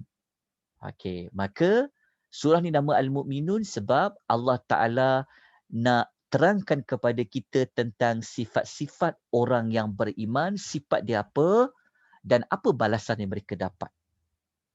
Okey, ini adalah lapisan kedua. Lepas kita tahu terjemahan tu Al-Mu'minun adalah orang yang beriman, kita kena tahu pula kenapa Allah Ta'ala menamakan dia dengan Al-Mu'minun tu. Kenapa dengan orang beriman itu? Sebab sebenarnya Allah Ta'ala nak paparkan sifat orang-orang yang beriman dan apa balasan yang dia dapat. Jadi daripada nama surah ni, dia seperti Allah Ta'ala nak beritahu pada kita, kau nak jadi tak orang beriman? Kau nak tahu tak orang beriman tu? Nak tahu tak balasan dia apa? Sedangkan kita memang selama ni mencari-cari nak dapat pangkat, nak jadi orang beriman. Maka daripada nama surah itu memberikan kita jalan. Oh, nama tu surah Al-Mu'minun. Tentu ada sebab dengan Al-Mu'minun. Sebab dia apa? Kerana surah tu dinamakan Al-Mu'minun ada kaitan dengan sifat-sifat orang beriman dan balasan yang dia dapat. Okey. Kemudian kita lihat tentang sumber nama tadi. Siapa yang bagi nama dia Al-Mu'minun? Baik. Kalau kita lihat di dalam nota ini, nama yang memang tak dapat dinafikan lagi memang dia adalah wahyu adalah nama Al-Mu'minun itu. Kenapa nama Al-Mu'minun? Maksudnya sumber nama yang paling kuat sekali berdasarkan wahyu adalah Al-Mu'minun lah. Macam mana kita boleh kata begitu? Sebab pada ayat yang pertama kita jumpa perkataan Al-Mu'minun. Dia sama macam kita jumpa ayat pertama surah Taha. Kan kita jumpa perkataan qad aflahal mu'minun. Sesungguhnya telah berjayalah orang-orang beriman. Okey. Ijtihad para ulama kata surah tu bukan sekadar nama Al-Mu'minun. Dia juga boleh dinamakan dengan nama qad aflaha. Sesungguhnya telah berjaya. Qad aflaha. Ini ijtihad para ulama sebenarnya. Sesungguhnya telah berjaya. Okey, dua nama. Tapi nama yang popular adalah Al-Mu'minun. Sebab pada ayat pertama sebut tentang Al-Mu'minun. Qad aflaha ni pun, tapi nama masyur Al-Mu'minun lah, bukan Qad aflaha. Tapi boleh juga dinamakan dengan Qad aflaha. Okey, setelah kita tahu tentang sumber penamaan dia, tentang nama dia Al-Mu'minun itu, maka kita kena gali lagi lah. Okey, sekarang, kenapa Allah nak paparkan orang beriman ni? Tadi kita dah tahu sifat-sifat dia kan? Maka kita kena galilah. Kita kena galilah apa sifat-sifat orang beriman itu. Okey, kita kena tengok ayat utama dia ya. Ayat nombor 1 sampai ayat nombor 11. Ayat nombor 1 sampai ayat nombor 11. 11 ayat ni Allah Ta'ala sebut tentang sifat-sifat orang yang beriman. Tapi tak habis lagi. Tuan-tuan kena rujuk lagi ayat lain. Ciri-ciri ayat orang beriman ni. Pada ayat 57 sampailah pada ayat nombor 61. Okey. Ciri orang beriman. Jadi kita lihat dahulu tentang ciri orang beriman. Sebab kita tahu nama surah. Jadi surah itu ciri orang beriman. Maknanya kita kena cari maklumat. Okey, orang beriman ni macam mana dia boleh dapat title dia Al-Mu'minun? Dia mesti ada sesuatu yang dia buat. Bila dia buat sesuatu yang dia buat tu, kita namakan dia sifat. Dia apa? Maka kita bacalah ayat 1 sampai 11, kita akan jumpa. Pada ayat kedua Allah terangkan. Ayat kedua Allah Taala kata apa? Alladzina hum fi salatihim khashi'un. Ini yang pertama. Mereka yang khusyuk dalam salat dia. Itu ciri yang pertama. Lepas tu mereka ni buat apa lagi? Ayat nombor 3. Mereka ini menjauhkan diri daripada segala perkara yang sia-sia. Mereka tinggalkan perkara yang sia-sia, yang lara, yang tak bawa faedah pun pada agama. Lepas tu ciri lain mereka buat apa? Lidzakati fa'ilun. Mereka menunaikan zakat. Lepas tu mereka buat apa lagi? Mereka ini lifurujihim hafizun. Mereka menjaga kehormatan dirinya. Maknanya apa? Mereka tidak berzina. Mereka hanya mereka hawa nafsunya hanya mereka lakukan kepada isterinya ataupun kepada hambanya. Itu ciri yang menjaga kehormatan. Lepas tu ciri lain apa? Baca lagi pada ayat lain, kita akan jumpa pada ayat nombor yang ke-8. Mereka buat apa lagi? Li amanatihim wa ahdihim ra'un. Mereka tunaikan segala amanah dan mereka juga menunaikan segala janji. Lepas tu mereka buat apa lagi? Walladzina hum ala salawatihim yuhafizun. Mereka itu memelihara solatnya. Tengok. Memelihara solatnya didahulukan daripada khusyuk dalam solat. Ni kalau kita belajar tadabbur, kita akan belajarlah ayat by ayat. Jadi sebab kita tak belajar tadabbur ayat by ayat, jadi kita tak dapatlah nak perincikan khusyuk dalam solat tu kenapa mula-mula sebut, lepas tu baru sebut memelihara solat. Mesti ada sebab dia kat sini. Tapi sebab kita hanya fokus kepada nama surah, kita apabila kita tahu surah tu Al-Mu'minun, maknanya Allah nak bagi tahu tentang engkau ambillah perhatian, tirulah tentang nama surah itu Al-Mu'minun. Kenapa mereka boleh dapat title Al-Mu'minun? Maka kita kena gali. Inilah sifat-sifat mereka tadi. Tapi tak habis lagi. Okey, kalau kita dapat buat seperti mana Al-Mu'minun dalam ayat-ayat kita sebut tadi 2 sampai 11, 2 sampai ayat nombor 9 ni, Allah Ta'ala janji kepada kita apa? Kita akan dapat apa? Allah Ta'ala sebut alladzina yarithunal firdaus hum fiha khalidun. Mereka akan mewarisi syurga firdaus dan batu kekal di dalamnya. Tuan-tuan dan puan-puan ya, kalau kita baca Quran, hanya ada 2 tempat sahaja di dalam Quran menyebut tentang syurga firdaus. Satu tempat adalah dalam surah Al-Mu'minun dan satu tempat lagi hanya ada dalam suratul Kahfi. Maknanya kenapa tak letak dalam surah lain ya? Maknanya daripada letaknya nama syurga firdaus ini dalam surah Al-Mu'minun telah memberikan kita maklumat bahawa betapa pentingnya menjadi orang yang beriman sehingga diletakkan ia sebagai nama itu Al-Mu'minun. Tapi kita kena buat sesuatu. Nak buat sesuatu tu apa?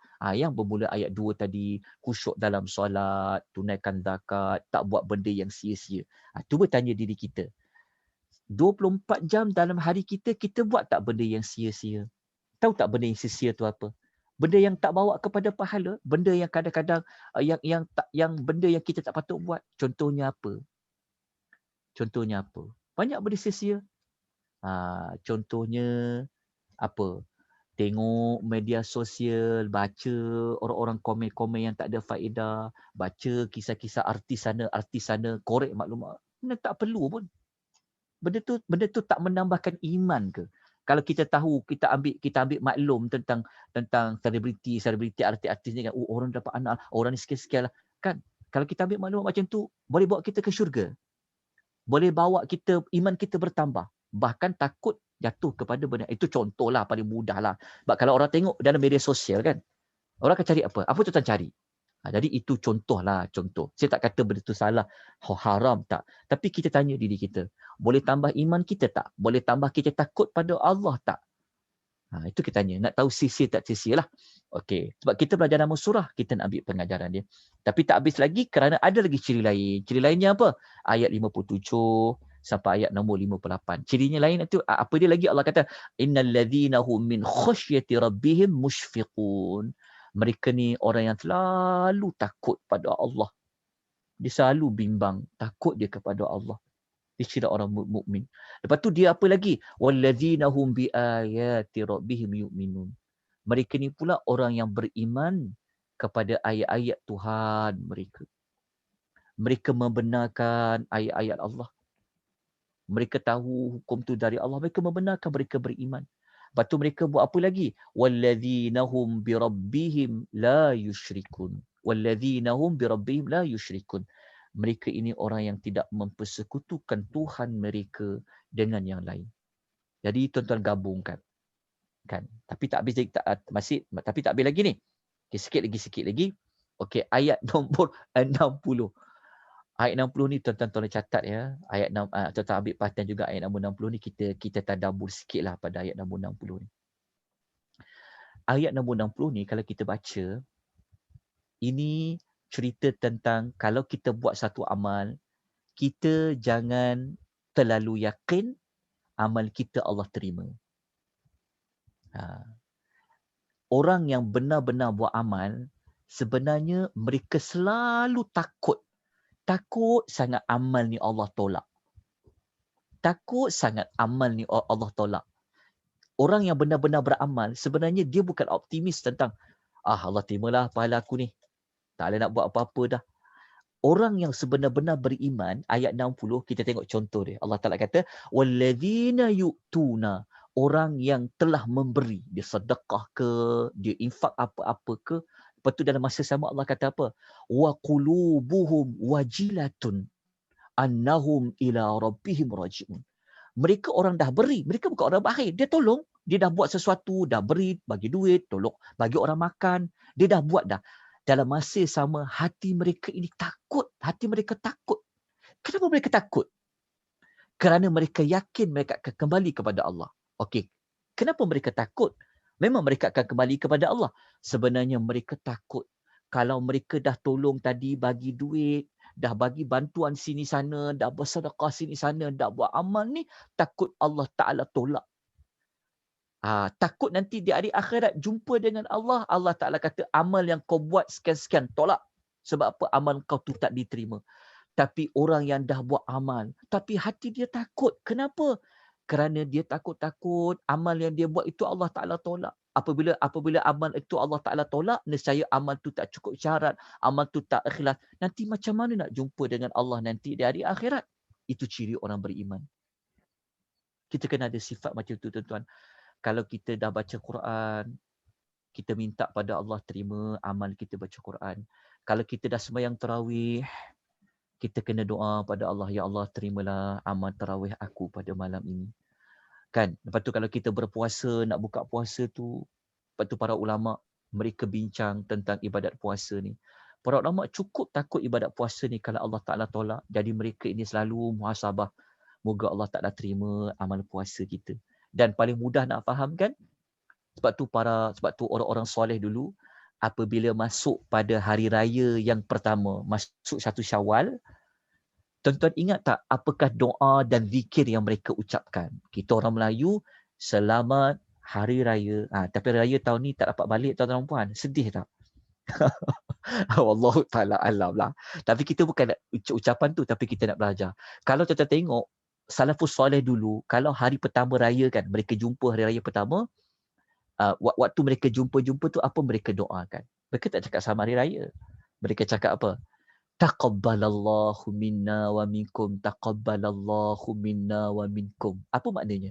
Mereka kata, semoga Allah Ta'ala menerima amal dari kami dan amal kamu. Mereka doa macam tu tau. Jadi kita pun sunnah dia, nanti kalau kita masuk hari raya, malam pertama, besok nak raya, lepas tu hari pertama, kita doakan dengan perkataan, taqabbalallahu minna minkum. Sebab apa? Sebab orang yang beriman, mereka sangat-sangat bimbang kalau Allah Ta'ala tak terima ibadat selama 1 bulan buat Ramadan. Puasanya Allah tolak ke, zakat dia ke, kita bimbang, sembahyang kita. Jadi ambil ayat nombor 60 sebagai satu dalil. Kita selalu kena takut lepas kita buat satu amal. Takut apa? Takut Allah Ta'ala tolak. Dan Allah Ta'ala kata sifat lain apa? Orang beriman ni apa? ulaika yusari'una fil khairat wa hum laha sabiqun. Mereka itulah orang-orang yang selalu segera buat kebaikan dan mereka itulah orang yang terlebih dahulu akan mendapat balasan dia. Ayat 61 ni dia fokus kepada as-sabiquna sabiqun. Mereka segera buat kebaikan. Berlumba-lumba mereka segera dalam membuat kebaikan kepada Allah Subhanahu wa taala. Jadi boleh ambil lah maklumat dekat sini lah. 57 ni kena ada satu perasaan takut kepada Allah. Lepas tu kena beriman, kena terima semua perkara yang datang dari Allah dengan hati yang redha pasrah. Kemudian pula tidak mensyirikkan Allah. Lepas tu ayat 60 ni kena ada perasaan selalu takut amal itu Allah Taala tidak terima. Tapi kita doalah pada Allah, haraplah pada Allah supaya Allah Ta'ala terima. Lepas tu 61 tu adalah bersegera dalam melakukan kebaikan. Campur dengan ayat 2 sampai ayat nombor 9 tadi tu, kita akan jumpa khusyuk dalam solat, jauhkan perbuatan sia-sia, tunaikan zakat, jaga kehormatan diri, tunaikan amanah, tunaikan janji dan menjaga waktu solatnya.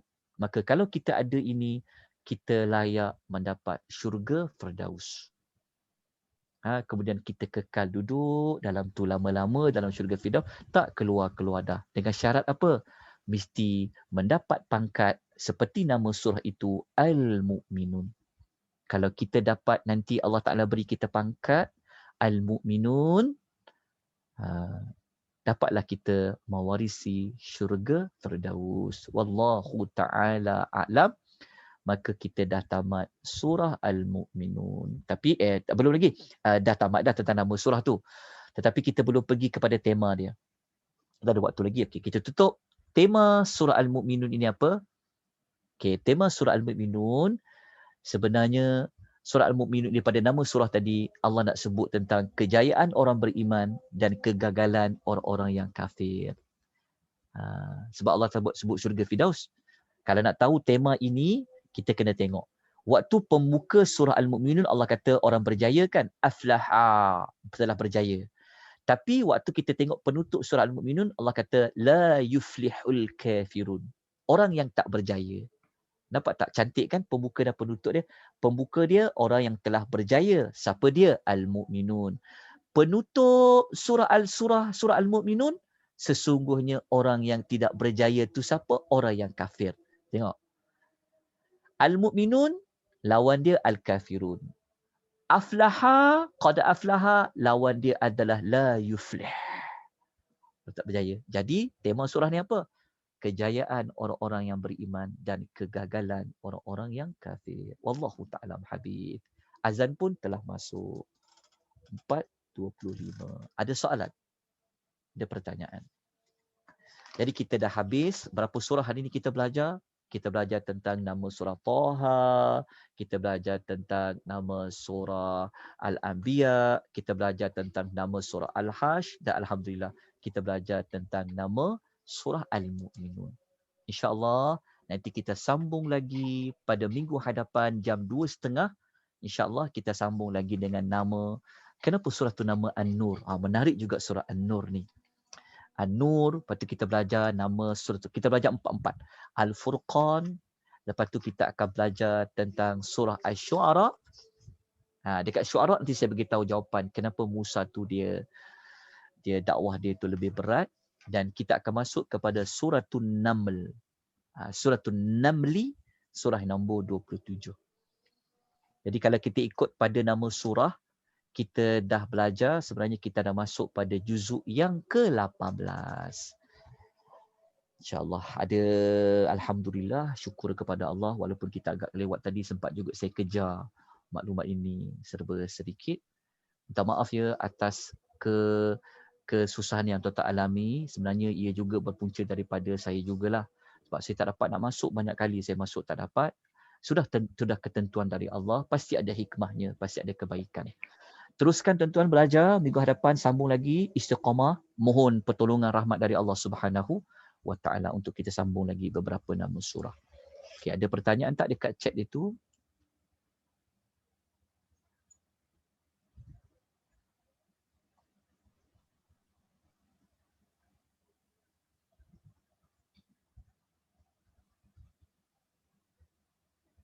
Okay, tak ada soalan?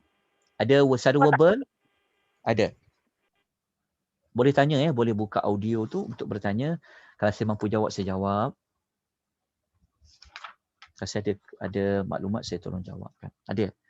Ada? 5 minit lagi? Ada tak? Tak ada. Di FB Nia Academy, Datin dapat pancarkan, dapat kongsikan ke? Di apa? Di FB Nia Academy, ada tak? Dapat buat live tak? Tak Tak dapat dapat buat. Tak kan? apa. Tak apalah.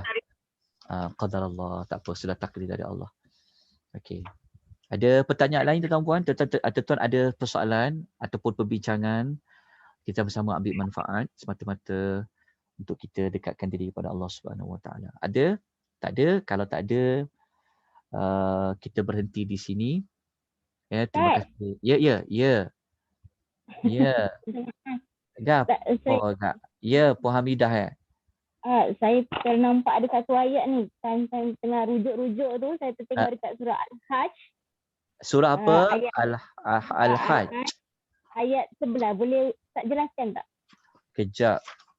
Surah Al-Hajj. Ha. Sekejap ya. Saya tak hafal Quran tau. Inilah kelemahan tuan tak hafal Quran. Sekejap ya. Saya carikan ayat nombor berapa puan? Nombor 11.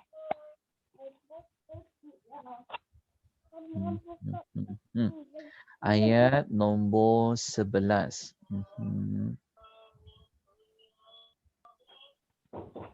Ayat nombor 11.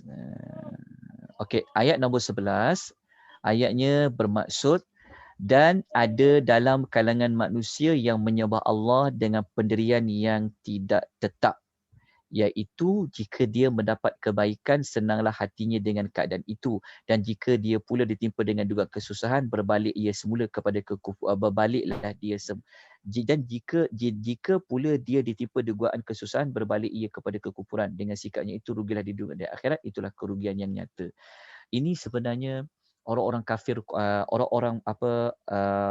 orang-orang musyrikin ni, dia ada satu waktu mereka ingat pada Allah. Ada satu waktu mereka ni cepat-cepat kufur.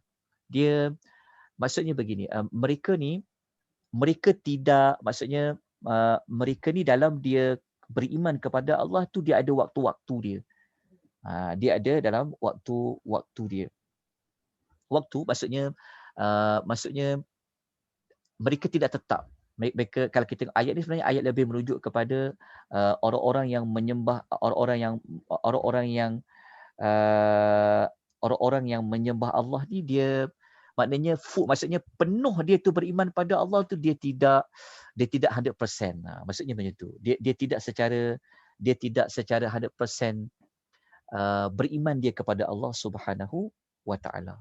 Jadi kita sepatutnya waktu senang memang kita kepada Allah. Allah juga yang datangkan senang. Waktu kita susah, kita pun kena kata ia dari Allah. Kan sebab susah dan senang ia datang dari Allah. Jadi sepatutnya pendirian kita, susah pun kita kena kaitkan dengan Allah, senang pun kita kena kait dengan Allah Subhanahu Wa Taala. Wallahu Subhanahu Wa Taala a'lam. Baik. Ada soalan lain nak ditanya? Tadi ni surah apa? Surah Al-Hajj kan, ayat nombor 11. Okey, tadi nama soal. Okey, ada sambil tu ada pertanyaan lain sebelum saya lanjutkan? Ada tak? Okey.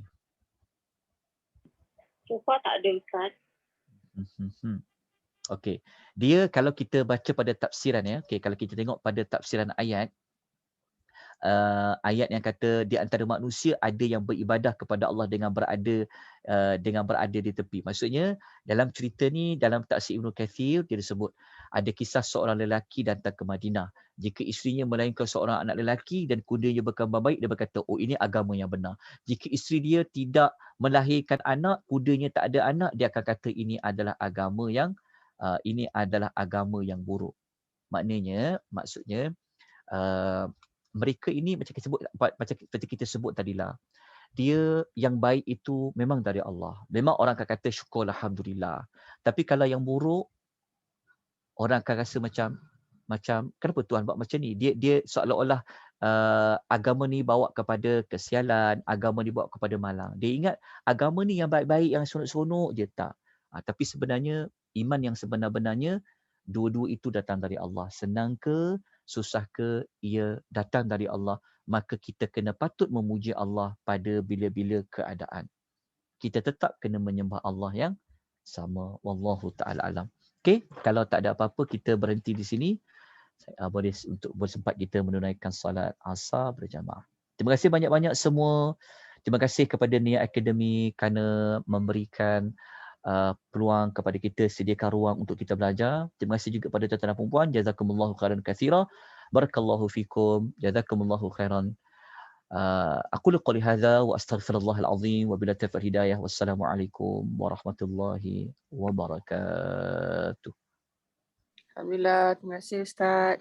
Terima kasih Ustaz. Masih. Saya tutup ya, Mak ni. Datin ya.